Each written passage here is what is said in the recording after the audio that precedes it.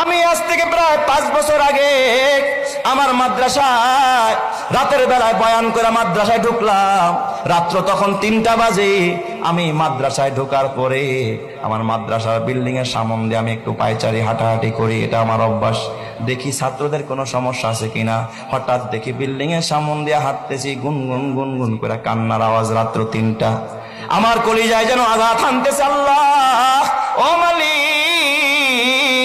গভীর রাত, মানুষ ঘুমায়, পশু পাখিরা ঘুমায়, এই রাতে আবার কে কাঁদে? হাঁটতে হাঁটতে যখন মসজিদের দিকে আগাইলাম, দেখি মসজিদের কেসি গেট দিয়া সামনে থেকে কান্নার আওয়াজ আসতেছে। বারান্দায় গিয়া মোবাইলের আলো জ্বালাইয়া যখন আলো মারলাম, তাকায়া দেখি মসজিদের ভিতরে আমার মাদ্রাসার 2টা এতিম বাচ্চা, ওরা বিনয়া বিনয়া মোনাজাত দিয়া কাঁদতেছে। আমার মনটা অনেক খারাপ হয়ে গেল। আরে মালিক, একটার বয়স 10 বছর, আর একটার বয়স 7 কি 8 বছরের বাচ্চা রাতের বেলায় কাঁদতেছে তাহাজ্জুদের নামাজ পড়া। মনে চাইলো ভিতরে ঢুকে একটু আদর করি, কিন্তু চিন্তা করলাম আয় হায়, আমি ঢুকলে ওরা আর কাঁদবে না, আমলটা নষ্ট হয়ে যাবে। আমি আর ভিতরে ঢুকলাম না, উপরে চলে গেলাম আমার রুমে, হুজরাখানায়। ফজরের আজান হলো, মসজিদে আসলাম। আমি কাতারে দিয়ে হাঁটতেছি আর তালাশ করতেছি, দেখি ওই বাচ্চা 2টা কোথায়। হঠাৎ দেখি বাচ্চা 2টা মসজিদের পিছনের সফে। ওরা আমার মসজিদে ফজরের পর সূরা ইয়াসিনের আমল হয়, আসমায়ে হুসনার আমল হয়। ওই বাচ্চা 2টা সূরা ইয়াসিন পড়তেছে। আমি একটা ছেলের মাথায় হাত দিয়া বললাম, বাজান, দোয়া শেষ হইলে তোমরা 2জন আমার রুমে আসবা, তোমাদের সাথে আমার পার্সোনাল কিছু কথা আছে। ওরা 2জন দোয়া শেষ করে আমার রুমে গেছে। আমি কাছে বসাইতে চাইলাম খাটের ভিতর, আমার সাথে বসলো না। ছাত্ররা ওস্তাদের খাটে বসে না, আমার পায়ের সামনে বসেছে। বড় ছেলেটা বয়স 10 বছর হবে, ছোটটার বয়স 7 কি 8 বছর।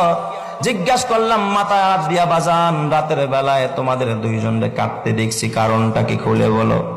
বড় ছেলেটা জিজ্ঞাসা করার সঙ্গে সঙ্গে তাকায় দেখি হাউমাউ করে কাঁদতেছে, গাল বায়া বায়া পানির ফোঁটা পড়তেছে। আমার ডাক দিয়া, হুজুর আপনি কি চিনেন না? আমরা 2জন আপন ভাই, এটা আমার ছোট ভাই, আমার বাবা আজকে দুনিয়াতে বাইচা নাই।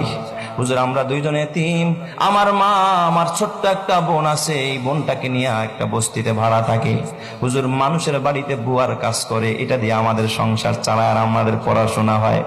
হুজুর শোনেন, আমার ভাইটার চিকুনগুনিয়া জ্বর, আজ থেকে 4-5 বছর আগে সর্বত্র চিকুনগুনিয়ার ছড়াছড়ি। হুজুর আমার ভাইটা বোর্ডিং এর খাবার, এত নরমাল খাবার আমার ভাইটা কোনোদিন 1 লোকমা, কোনোদিন আধা লোকমা, কোনোদিন একটু ডাইলের পানি চুমুক দিয়া খায়। জ্বরের মানুষ 7 বছরের বাচ্চারে মা বাবারা নুডলস রান্না করে খাওয়ায়, হরলিক্স খাওয়ায়, গরম পানিতে গোসল করায়, মা নিজে খাওয়ায়া দেয়। ওই বাচ্চা মা বাবা সারা বাচ্চা। ও হুজুর, গতকালকের ঘটনা, আমার ভাইটা 1 লোকমা খানা খায় না। বিকেল বেলা দেখি আমার ভাইটা হেলে দুলে পড়ে যায়। আমার ডাক দিয়া কয়, ভাইয়া একটা রুটি কিনে দাও, দেখি পানি দিয়া ভিজায় খাইতে পারি কিনা, বন্ডডির 4 দোকানে বেশ।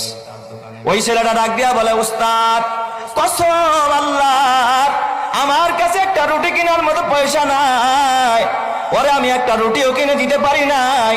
বললাম, ভাই রে, আসরের পর ঐচ্ছিক ছুটি থাকে, ওই সময় আমি বাসায় যাব, আম্মুর কাছ থেকে টাকাই না তোরে রুটি কিনে দিব। আমি আসরের নামাজ পড়ে